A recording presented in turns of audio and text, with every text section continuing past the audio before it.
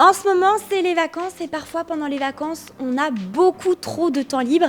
Et pour la Provence, j'ai décidé de vous faire une sélection de jeux de société. Il y en a pour tous les âges et pour tous les goûts.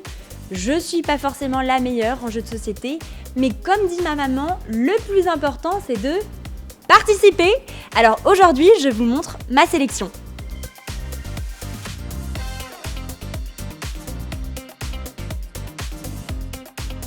Pour vous présenter Bim Bam Boule, donc c'est un jeu pour enfants. Le but, ça va être de venir récupérer des petites boules. On va construire une pyramide et avec une petite pince, on va devoir venir récupérer une petite boule dans la pyramide et on va devoir venir mettre plus haut que là où on l'a pris. Et il faut essayer que ça ne tombe pas. Si j'en fais tomber deux, là, je vais prendre deux gages et du coup, là, il vous faudra que je prenne une boule en imitant une trompe d'éléphant.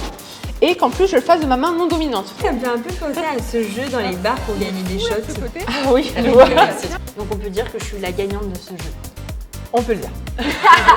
On peut le dire parce qu'en fait c'est toi qu'on a fait tomber moi en vrai. Hein.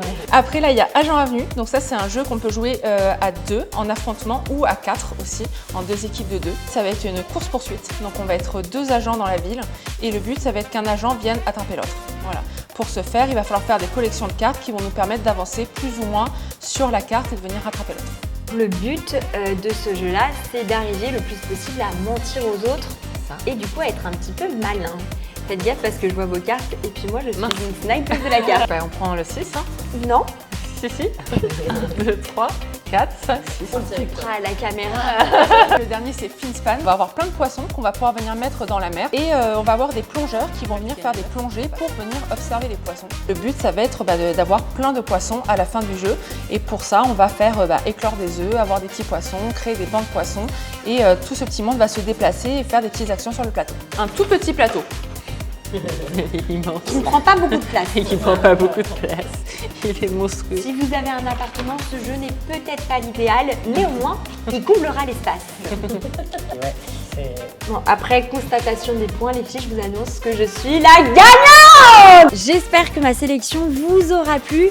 Les jeux qu'on vous a proposés sont entre une dizaine et une trentaine d'euros. Vous l'avez remarqué, j'ai gagné presque tous les jeux. Et c'est pas parce que j'ai triché, mais comme dit ma maman, le plus important, c'est de gagner. Et puis, si vous avez d'autres idées d'activités à tester, n'hésitez pas à nous les partager.